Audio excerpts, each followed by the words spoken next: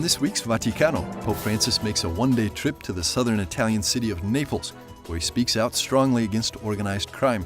He also tells priests how to better live their vocations and meets with young people and answers their questions. The Prefect of the Vatican's Congregation for the Doctrine of Faith explains why a Protestant witness of faith could be considered a martyr. All this plus a new book recounting the truth about the Armenian Genocide. This and more, now on Vaticano.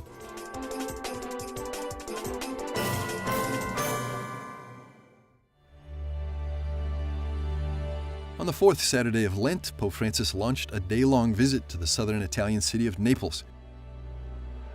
He began the day with a visit to the nearby Marian shrine of Pompeii, entrusting his pastoral visit to the Mother of God.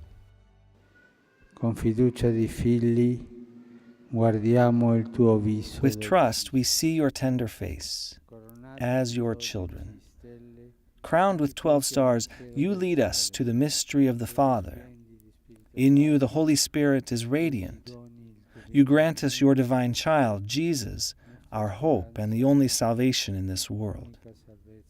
Give us your rosary, and let us gaze upon your face. You open our hearts to the abyss of joy and sorrow with the light of glory in the mystery of the Son of God, who became man for us. Mistero del Figlio di Dio fatto uomo per noi. The Naples visit began with the first stop in Scampia, the northernmost point of the city, known for high rates of unemployment and poverty. Pope Francis answered the questions of a Filipino migrant, an Italian worker, and a city official. He was surrounded by children who greeted him with overflowing joy. La vita a Napoli non è mai stata facile. Life in Naples was never easy, but neither was it very sad. That is your great resource. The daily life in this city, with its difficulties and its challenges, and sometimes very hard trials, produces a culture of life that helps those who have fallen to get back up, and to do it in a way that evil never retains the last word. That is the hope, as you know well, of this great patrimony, that raising up of the soul that is so precious, but that also falls victim to assaults and robberies. He who voluntarily takes the way of evil steals a piece of hope. He steals it from himself and from everyone, from all the honest, hard-working people, those who collaborate in the good striving of this city and its economy. Buona fama della città e alla sua economia. Scampia is infamous for its mafia-led drug trafficking. Pope Francis strongly criticized corruption in a mostly off-the-cuff speech. Quanta corruzione c'è nel mondo. How much corruption is in the world? If we hear this word, it's a bad word, since a corrupt thing is a rotten thing. If we find the corpse of an animal, it's rotten and it stinks. And corruption stinks. The man who lets corruption inside of himself is corrupt, and so he stinks. La corruzione spuzza e la società corrotta spuzza. In my opinion, he addresses the problems of this particular zone fittingly, this place, Scampia. The people here need a message of hope, a concrete message. He did not do any word plays. He just used concrete words, like one of us. He therefore gave a message of hope, of joy, and of love. Above all, responsibility. Pope Francis then celebrated Mass on the central Plebiscito Square, along with bishops and the Archbishop of Naples. He reminded the people that there are those who follow Christ and those who turn their backs on him. La parola del Signore, ieri come oggi, The Word of God, past and present, provokes always a division of those who accept him and those who refute him. Sometimes this internal division happens also in our hearts. This happens when we receive the fascination, the beauty, and the truth of the word of Jesus, but at the same time refuse it because we put it in doubt or because we don't want to be put into difficulty because it seems so hard to observe his commandments. ci mettono in difficoltà e ci costa troppo osservarle. After Mass, Pope Francis visited a prison. There, he ate lunch with some of the inmates. Pope Francis consoled them. A statue of St. Francis of Assisi was also unveiled and blessed by the Pope for this occasion. The afternoon began with a visit to the Cathedral of Naples, dedicated to St. Januarius. The church houses a miraculous blood relic of this patron of the city. There, he met with the clergy and the religious of the city and gave them some advice in another off-the-cuff speech. Questa è la prima testimonianza, che si veda che Gesù è il centro. That is the first place of your testimony, putting Christ in the center. The center cannot be chatter or ambition for this or that office, nor money, of which I want to speak later, but the center must be Jesus. Gesù. At the end of the encounter, something extraordinary happened. The vial of dried blood from the 4th century saint liquefied. This stunning but locally known and accepted phenomenon normally happens just 3 times a year. May the 1st, September the 19th, which is the saint's feast day, and December the 16th. Certamente questo fenomeno di questa reliquia che si scioglie diventa. Certainly, this phenomenon that the blood liquefies means that a presence is manifest. But I think the most important thing is the relation of St. Januarius and this city. I don't think that there is any other city or territory that has this kind of relation with its saint. That is the relation of the people to St. Januarius. I see that nowhere else. Probably because of the phenomenon of liquefying, which gives proof to his presence. Living blood means living presence. The connection is that. All the things in the chapel are geared towards the Eucharist. There remains the theological content, which might be a difficult leap to make, and that is, the blood of St. Januarius reminds us of the blood of Christ, spilled by the martyr like Jesus spilled it on the cross. With this angle, there can be a great catechesis. E con questo aggancio si fa una formidabile catechesi. Pope Francis blessed the congregation with the relic. The last event of his 10-hour journey to Naples was an evening encounter with the youth at the splendid seafront. Francis arrived in his Pope-mobile and was welcomed with a wave of enthusiasm. Well, I think more than anything, in a difficult time like ours, a little bit of hope for all of us, a little bit of strengthening our morale. The Pope responded to questions posed by youngsters, one touching on the importance of families today. La famiglia è in crisi. Poi ci sono. The crisis of the family is a social reality. There are ideological colonializations of the family. There are models and suggestions which come out of Europe, but also from overseas. Then there is the erroneous thought of the gender theory, which creates a lot of confusion. The family is under attack with all of that. What can one do when secularization is so active? What can one do against these ideological colonizations? What can one do against a culture that does not consider the family, where there is a preference not to get married? I have no concrete solution for this, but the Church knows about these problems, and the Lord has inspired her to invoke the Synod of the Family for that reason, and because of these problems. Sulla famiglia, sui tanti problemi. All parishes prepared for the Pope's visit. This parish priest has a vibrant youth center in the center of town. C'è stato molto coinvolgimento. There was a lot of participation also in our youth centers. There are many here on a diocesan level that help concretely in difficulty, people with problems and contradictions in their lives, also when somebody does something wrong. Oftentimes, the most fruits were brought about by the vivacity of the young people themselves, by their creativity. Good results always came about when someone was generous with his time. That is also true for us priests and parish priests. Parroci e quant'altro. The Pope gave them direction and a message of hope. diciamo che è molto emozionante It's questo. very emotional, the whole thing. There's a lot of enthusiasm of all people involved. And I am hoping that the Pope, with his words, will give us a message of hope for all, also and especially for the people in difficulty in this city. Anche per le persone che sono un po' più in difficoltà in questa città. This was the last moment of Pope Francis' 8th pastoral visit within Italy. He was transferred back to Rome by helicopter. What remains in the minds of Neapolitans is the thought that Pope Francis is one of us.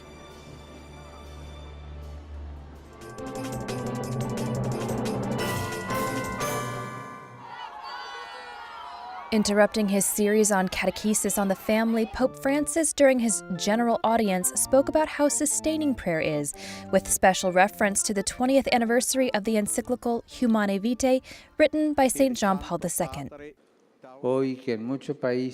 Today, in many countries, the Day for Life is celebrated, as well as the 20th anniversary of the encyclical Evangelium Vitae, in which the family has a central place. From the beginning, God blessed man and woman so as to form a community of love to transmit life. In the sacrament of marriage, Christian spouses commit themselves with this blessing for life. And the Church, for her part, is obliged not to abandon the new family, even when it moves away or falls into sin, always calling it to conversion and reconciliation in the Lord.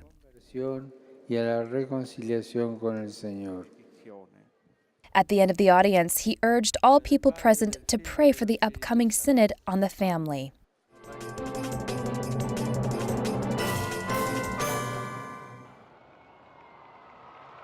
During his Angelus address, Pope Francis explained the tools for those who seek Jesus in this time of Lent. Per questo, a coloro To those who today want to see Jesus, to those who are searching for the face of God, to those who have received a catechesis when they were little and then have not gone more in depth, maybe even losing their faith, to so many who have not yet encountered Jesus personally, to all these people, we can offer three things: the gospel, the crucifix, and the witness of our faith, poor as it is, but still sincere. The gospel, there we can encounter Jesus, listen to him, know him. The crucifix, the sign of love of Jesus, who has given himself for us. crocifisso, segno dell'amore di Gesù che ha dato se stesso per noi. At the end of the prayer, he greeted the participants of the Marathon of Rome and remembered the World Day of Water.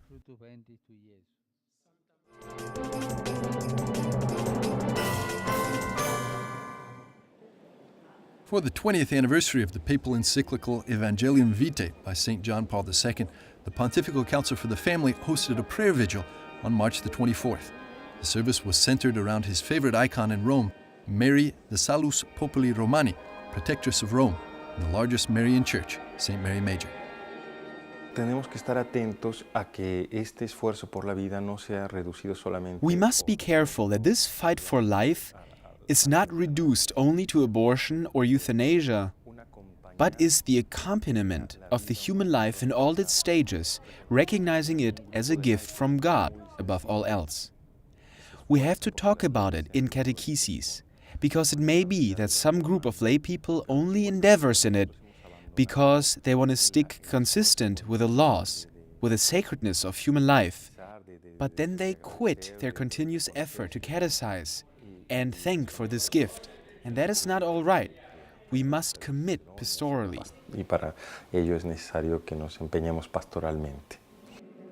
This event by the Pontifical Council for the Family aimed to give thanks for the fruits of this important papal document against the culture of death, as St. John Paul II called it, or the throwaway culture that Pope Francis repeatedly denounces. La encíclica es rica de contenidos. The encyclical is rich in content, the reflections, but the encyclical must become pastoral life.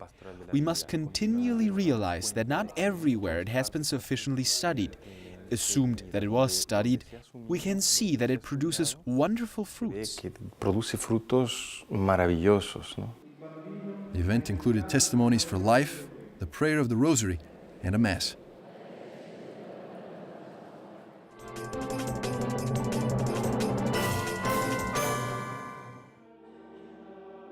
The Lutheran community in Rome is remembering a unique personality in their history, a man who worked tirelessly for the unity of Christians. We remember this spring Dietrich Bonhoeffer, who 70 years ago on April 9th, 1945 was hanged in the concentration camp Flossenburg. Dietrich Bonhoeffer, his whole life, fought for ecumenism, and as Protestant Christians in Rome, that is also one of our goals here.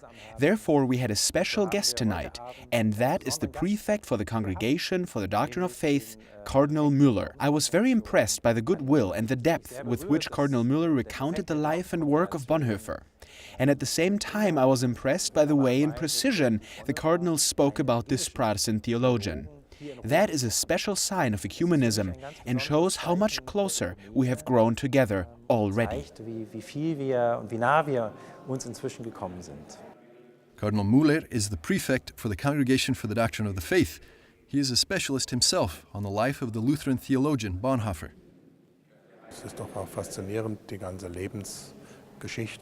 His whole life is fascinating. The people he met, also the Catholics, professors, but also the practical parts of life of faith.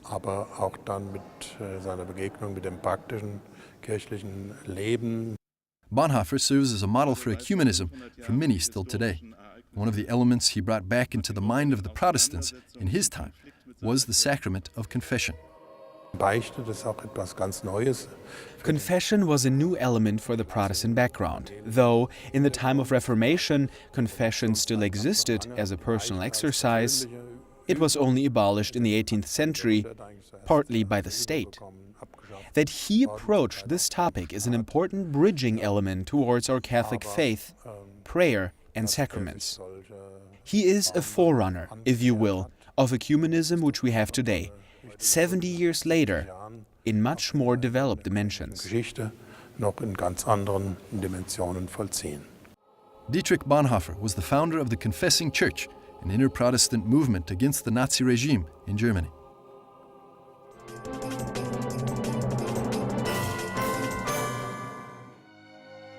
This year marks the 100th anniversary of the genocide of the Armenian people in Turkey. This German historian wrote a unique book that thoroughly recounts the events and shows the true facts about the genocide. In this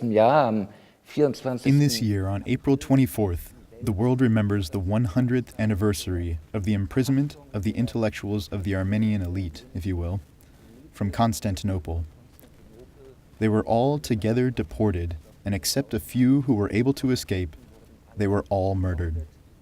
This was the beginning of the genocide of the Armenians.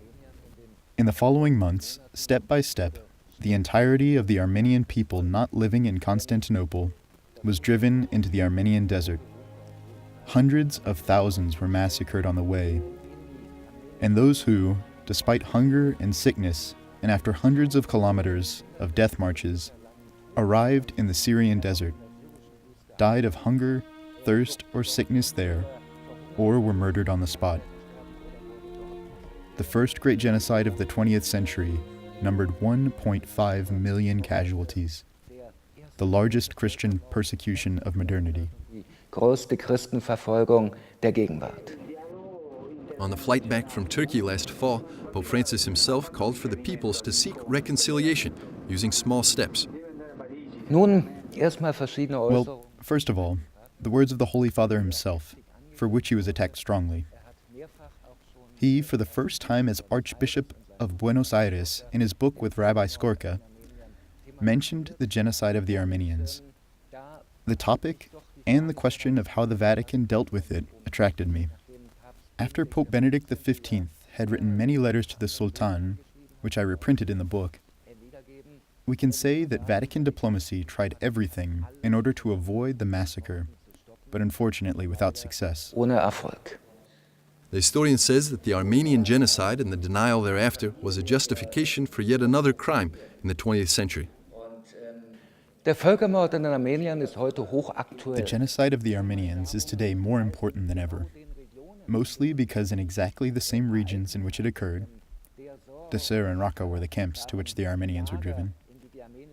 In front of all of our eyes, another Christian persecution is happening. Back then we looked away when it was the Armenians. Today we look away when ISIS strikes and kills Christians. The book is supposed to shake the reader and to show what happens when you look away. It was no other than Adolf Hitler who said, before he ordered the invasion of Poland, "Who today still speaks of the genocide of the Armenians?" The genocide of the Armenians was the blueprint for the Shoah, for the Holocaust.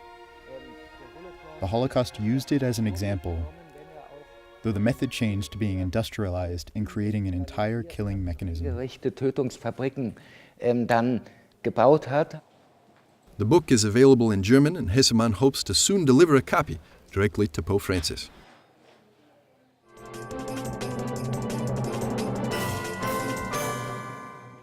Right next to St. Peter's Basilica is a small piece of Germany, the German college known as the Teutonic Camposanto. Here, an old image that crowns the doorway leading to the cemetery has just been brought back to its original splendor. We are on the back side of the Camposanto, right by St. Peter's Basilica on the one side and the audience hall of Paul VI on the other side. Only those pilgrims pass by here that are heading to meet the Pope in the audience hall. So we are in the back, and this is an ancient fresco, renovated with financial help from Germany, a fresco from the end of the 17th and the beginning of the 18th century. So we see this in the portal, up above a fresco of Mary. The location of the work is particularly significant. Right by this building in the 17th century, there was a great central gate for the pilgrims to pass into the cemetery. On the left side, there was an oratory, a prayer room, that was used by the brothers and sisters of the confraternity, very vibrant in those days. So additionally to the church, there was a prayer room dedicated to the Immaculate Conception. There you have the connection to the fresco, which shows the Immaculate Conception. So the image crowned the portal, so to say, a portal to paradise, since the gate leads to the cemetery. May angels guide your way to paradise. For us Christians, a cemetery is a paradise garden, in the deepest sense. The Germans living here say they're proud of their little piece of Germany inside the Vatican's walls. The initiative is somewhat linked also to the double-headed eagles that flank the image left and right, that recall the privilege of the precious place that is a small spot of the Holy Roman Empire of German nation right here. We're not in Germany, but we belong to the German speakers. Only pilgrims making their way to the audience hall can admire the image, and one more very special person. One person can see this image as he makes his way regularly down this road from his house to the audience hall, and that is the Holy Father, Pope Francis. He is basically our neighbor, or better, we are the neighbors of Pope Francis. He lives in the Casa Santa Marta, 50 meters from here, and he usually goes by foot to the gatherings.